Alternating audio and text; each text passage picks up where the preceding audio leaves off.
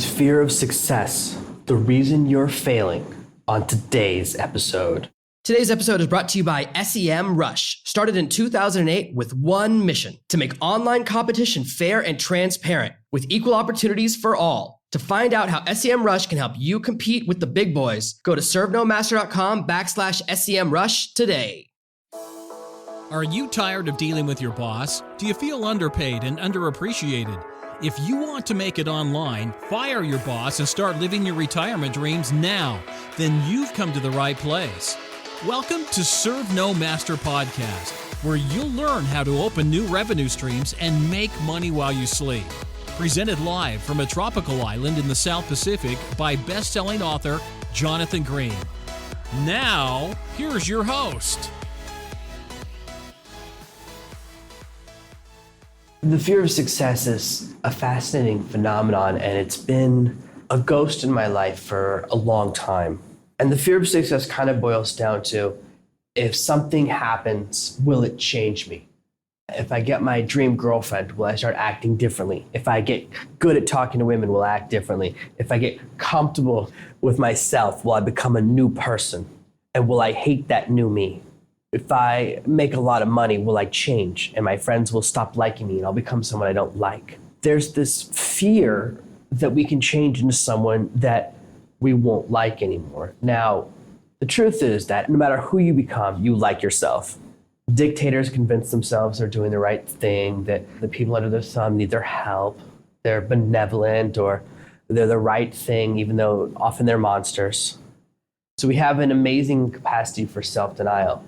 Because we know about that, we often look at ourselves before we change and say, oh, am I going to become like a monster if I achieve this different type of success? Now, fear of success manifests itself in many different ways, but it starts off with this fear that success will turn you into someone that you right now doesn't like. And when I was in college, I was obsessed with saying other people change, but I stay the same.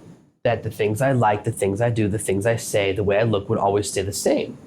And of course, that lasted a few years, but of course it didn't last a long time. You can't really do that very long, because when all of your friends disappear, you have to start over. I started feeling like I would have to become the guy who's 28, but hanging out with high school seniors, the new seniors, every single year, because he never moves on or never grows up. And at first it's cool, but then it gets weirder and weirder. It's cool when the guy's 21 and can buy you beers. It's not cool when the guy's 45 and can do your taxes.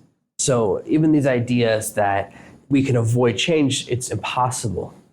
The universe is defined by a sense of entropy, which is the natural desire of the universe to move towards chaos. This is why things always fall apart. You take an empty house, it looks amazing. You build a brand new house, no one touches it, and rain, the universe, animal, weather will destroy it. It'll eventually turn into nothing. That's entropy in action. And that's the natural state of the universe. Everything is constantly breaking down. We have to fight against that actively. And if we don't fight against that, then things get worse. It's impossible for things to stay the same. But we have these fears around success, and some of them become powerful. Sometimes we don't realize they're there. And it can start with little ideas where we associate bad thoughts with other people who've had those success. A lot of we talked about this before, of course, a lot of these mindsets that people have about money can limit us. So if we say, oh, you know what? People with a lot of money, they're bad. And there's a lot of ways to say it. You can say that they're jealous, egomaniacs, that they treat people poorly, that they act like they're kings, that money changes you, money is inherently evil. When you start to attach an ability or a power to money, especially a negative one, that will affect how much money you make the rest of your life. And that's just one part of the fear of success. And I want to talk about other areas of it now, because we have talked about the money specific part before, but there's also other things. I was recently talking to someone about podcasting. I released a podcasting course. Recently, I love talking about my podcast. I love podcasting. It's a big part of my life. I have been rebuilding. If you've noticed, I've been rebuilding the blog lately. So I'm mixing in a lot more written posts as well as these audio posts to really expand the content I create. I'm trying to move in some really exciting directions. But I was talking to someone about podcasting, and they said, oh, I'd love to do it, but I don't really want to do television. And I said, what? We talked a little bit, and I discovered that this person's fear was that they would get so successful in their podcast, they would have to start doing television shows. As though, first of all, how often do you see podcasters on TV? Not very often. Second of all, as though when you become successful in an area, you have to go on the news whether you want to or not. They will put you on against your will. Like, this podcaster didn't want to do an interview, so we waited outside his house all night until we could catch him on the mic walking from his front door to his car. That doesn't happen for podcasters. That happens for politicians that get caught with their hand in the till. It's more of a crime thing, not a small business thing. But this fear was there. And even if the first two possibilities were real, even if podcasters did appear on TV, and even if they would hound you if you refused to do an episode, it takes at least a year or two to get to the level. So he's afraid about something that would never happen for two different reasons. And the never happening is also 2 years away. That's a lot of stretch to be afraid of something that still is never going to happen and to use it as a justification for an action. But it's not that weird. I have talks like this all the time. What will happen if I become a best-selling author? Will people treat me differently? People think that you have one really big book or a book that does pretty well on Amazon, and suddenly people start treating you weird. You go to the grocery store and everyone acts like you're a weirdo. Oh my gosh, he's here. You go shopping at the grocery store and they lock the door so you can shop without your fans attacking you. It takes an astonishing number of book sales for you to generate a level of celebrity where people will recognize you. Because I can tell you right now, man, Stephen King could walk right in front of my house on the beach and I probably wouldn't recognize him. You can be, how many authors can you identify? I could tell you roughly what he looks like. I think he's got brown hair. I think he's from like New England. Yeah, I know he's from New England, and he might have a beard. Man, that describes a billion people. Do you know what J.K. Rowling looks like? You might if you're a super big Harry Potter person. I sure don't. I don't know what any of my favorite authors look like, not really. Yeah, they have that picture in the back of the book, but come on. They've been using the same book for 40 years. Like, who's that other guy? Then there's the author that does like Clear and Present Danger, all those books. He's been using the same picture for 30 years. You think he looks the same now as he did 30 years ago? Of course not. People pick one picture of themselves that they love and it ends up in the back of all their books. But we still create this idea that something will happen weird. If I become a successful author, then people will treat me differently, or then I can't do the things I'm used to doing. Or we have these creations, and whatever they are, if they exist with you and you at all, if you ignore them, they become more and more powerful. You might go, you know what, I'm not going to think about it. And you just try to put it to the side, but it still exists. It stays in your subconscious because it's not just a thought, it's a belief. I believe that if this happens, it will change me. I believe that if I sell this many books, it will change me. I believe that if I move to another country or if I get married, I'll become a totally different person, or that if I have kids, and we have these moments in life that are pretty significant. Of course, I've completely changed. Having kids changed me, getting married changed me, all that stuff changed me. And I, for years, promised I would never get married. So we make all these promises that will never change, and we still do. It's inevitable. But the fear of success, the fear that achieving the next level will alter you in a negative way, that holds us back. So what I want you to do today, I want you to have a really honest conversation with yourself and say, are there things I'm afraid of doing? Am I afraid of what would happen if I succeed? Am I afraid that if I started making 10 times more money, my friends will treat me differently? And the truth is, they will. That's something outside your control. But guess what? Having 10 times more money is way better than being stressed out about money every month and having a few friends you can commiserate with. And your true friends, your good friends, will be with you along the journey. They'll support you along the way. You don't have to worry about that too much. And it's not you changing. Oftentimes, when you become financially successful, and this happened to me, you try to help your friends, and then they're the ones who act weird. All my friends were like, you should do all the work, but you should give us money. Why would I just give you money? Work hard too. I'll teach you what to do. I'll give you assignments, but you gotta be on the squad with me. You gotta work just as hard as I do. But friends, man, it's very hard. And that's true. The fear of success, it's about you changing. So it's not the fear that your friends will change and turn against you. That's a different thing. And yeah, that happens a little bit, but it happens over time. It doesn't happen to all your friends. But what will really happen, the fear that we really have, is that you'll change and push your friends away, which doesn't happen. That's not real. Money doesn't change people, just like alcohol doesn't change people, okay? If someone's really kind of loud and mean when they're drunk, they were already thinking it. They just didn't have they didn't let it out until they had a few drinks. So oftentimes, it's simply a personality accelerator. People who want to make the world a better place, whether it's with small money or big money, will do it. And this is a lesson that I've learned a long way. The people who say, oh, I can't pay you, or I can't pay this person when it's a small bill, they're going to do the same stuff when they're wealthy. They're going to play the same games.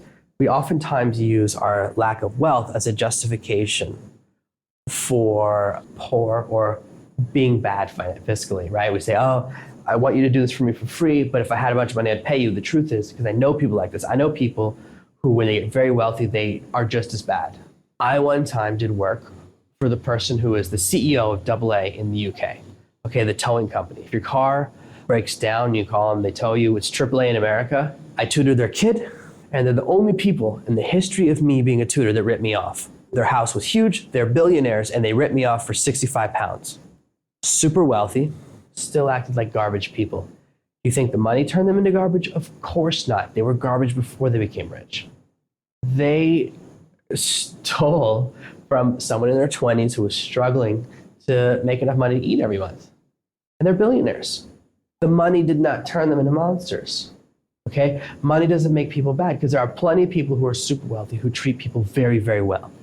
When it comes to my business and the money coming in and out, the first money always goes to my staff. I was reading a very good book by someone I'm working with about finance and being a CFO and financial decisions companies make. And some companies, I couldn't believe this, payroll comes last. That is not how I see the people who work for me. So whether you have one person who pays $100 a month or thousands of people that cost your company $2 million a month, it doesn't make a difference. It's the way you see the world. So success doesn't change you, it simply magnifies your personality. And that's important to understand. Success often frees us and gives us the ability to give back more.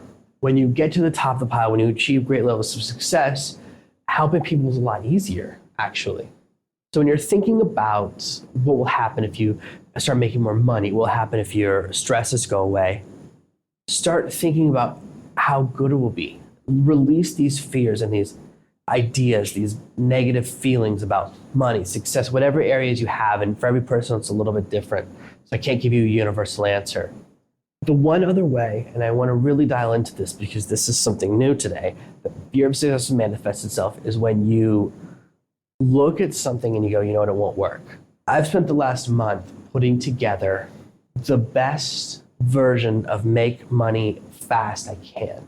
I've rebuilt my entire earn $1,000 this month training, trying to make it way, way better. And now it's amazing. It was good before, but I've really dialed it in because I built it before through a series of blog posts that were kind of loose, and that I was teaching principles and kind of gave you the tools, but I didn't have really step-by-step. So I've taken the same material and just made it much more clear. Step 1, step 2, step 3.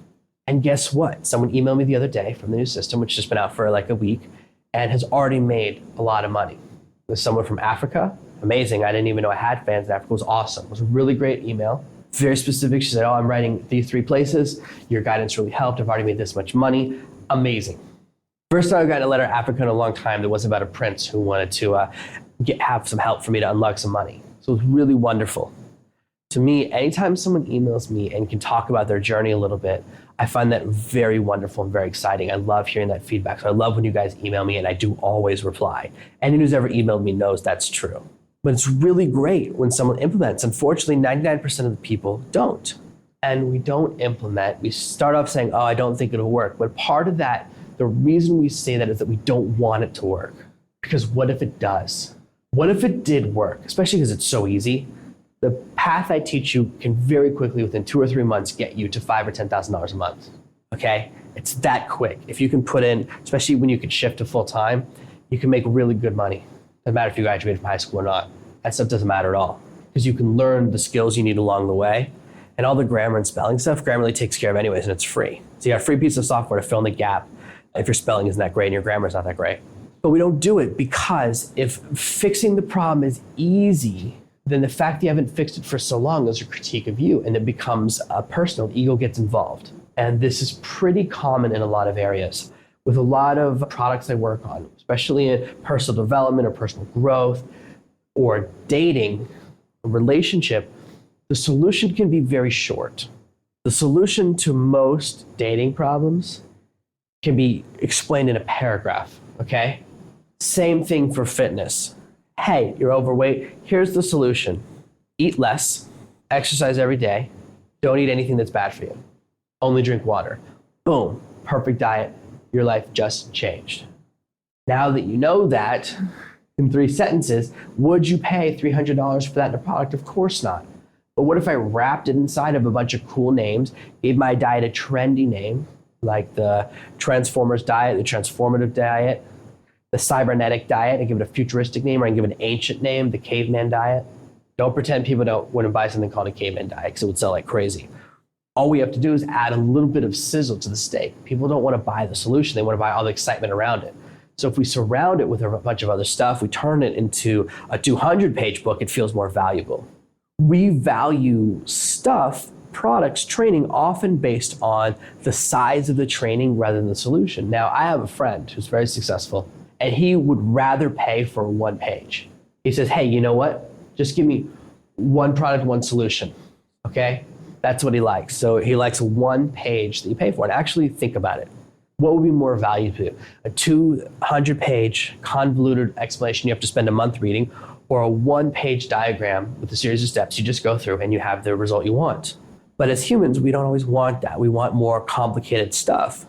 Because if it's an easy solution, it's a critique of our ego. It means I couldn't find an easy solution. I've taught way more women, but I've taught a lot of men dating. And everything I've taught in dating can be boiled down to a single sentence. Dating is a skill that you can get better at. If you believe that 1 sentence, you don't need to buy a dating product from me forever. It means that you can improve. See, I grew up, and most of us grew up thinking either you're good or bad. My dad is good at dating, I'm bad at dating, must skip a generation. That was the thought I had when I was younger. I thought I could never get better at talking to women, I could never have healthy relationships, I could never have a long-term relationship, marriage, or kids, I could never have any things I have now. I thought I would die alone, that my bloodline would die off with me, and my last name would disappear from the universe because of this 1 simple belief.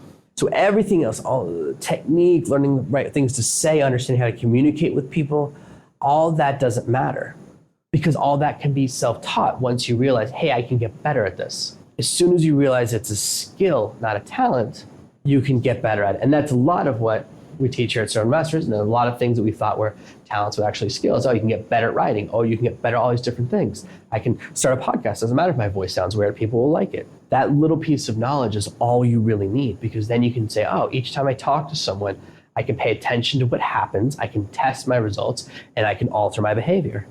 Most people, when they go to a bar at 18, they say the exact same thing 20 years later when they're 40, however much they talk to people. And of course, most people, they have 2 or 3 conversations a night at most, but they always say the same thing. Every time they see a woman they like, they say the same thing, and women do the same thing. Women fall into the same patterns.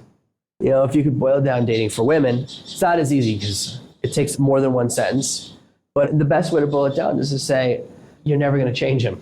My best advice, if you take all my dating advice for women, and for women I've sold, hundreds of thousands of books, okay? Way outsold my books for men. My books for men did well, but my books for women have done really, really well. If you want to boil down it all to one thing, hey, instead of dating a guy and trying to turn him into the guy you've always wanted to date, just find the guy that's already who you want. That's it. That's the biggest piece of wisdom, but no one would pay $100 for that. No one would pay $1 for that. So we have to wrap it around other things because the ego gets involved. So if you disconnect your ego and say, you know what, I don't care if I haven't known something for a long time, I don't care if it makes me feel bad, I would just rather have the solution. Suddenly you can become successful again. See, we're afraid, and this is a variation of the fear of success, we're afraid that success will demonstrate we should have been successful earlier. So success now becomes a critique of the previous years of my life. Hey, you know what? If I found the right fitness program and I had a 6-pack in 2 months, would I regret that I wasn't ripped for the last 20 years? A little bit, but I'd just be glad I'm ripped now. Those are 2 different things. And we have to separate those. And we all have it, okay? I have to consciously think about, you know what, I would be so happy to have it now. I'd be so happy to be super cut now that I could let go of the fact that it took me too long to get here. Whether you're 20, 30, 60, 70, it doesn't matter. It's never too late to achieve success. And don't let success become a critique of past behavior. It's not your fault you lacked the knowledge before. So if you're sitting there, and I know I have listeners at different ends of the spectrum, okay? I have listeners that earn 7 figures and listeners that earn $7. I totally understand that. And I've been at both ends of the spectrum. When I was younger, I worked at Toys R Us. I know what it's like, okay? I almost took a big position, working at Target when I was younger, before I ended up working the phones for a large computer company, selling stuff over the phones. So I've been at every end of the spectrum. I've been there where you're just grinding at a job you hate. I know what that's like. That's why I want to show you how to get out of there. And whether you're at the top or the bottom, this principle remains the same. If you take action, you'll achieve success. I mean, if you're right now making less than $15 an hour and you're listening to this podcast, there's no reason for you to be doing that still. You could be up to $100 an hour in the next 6 weeks if you take action. Whatever's holding you back, whether it's fear of success or doubt, man, are you kidding me? 5 times your income in 6 weeks? And you don't have to pay me anything. This is not a course I sell. This is my giveaway so that you can jumpstart and then afford one of my courses. I want you to make money first. So think about what's holding you back. Think about why you don't take action. When you say, oh, I don't think it works, or would it work for me? What are you really saying? And I want you to think about, is that really rooted in reality, or is it rooted in a fear of success? A fear that somehow you're different, or that success will be different for you, or that you'll become a different person. All of those things, you gotta let go of them, because the fear of success can destroy you. And when you let go of that fear, you become unstoppable and you can achieve amazing things in your life. Thank you for listening to this week's episode of Serve No Master. Make sure you subscribe so you never miss another episode. We'll be back tomorrow with more tips and tactics on how to escape that rat race. Head over to servenomaster.com/podcasts now for your chance to win a free copy of Jonathan's bestseller, Serve No Master. All you have to do is leave a 5-star review of this podcast. See you tomorrow. Thank you for listening to this episode of the Serve No Master podcast. Join me on my Facebook page at facebook.com/Serve No Master.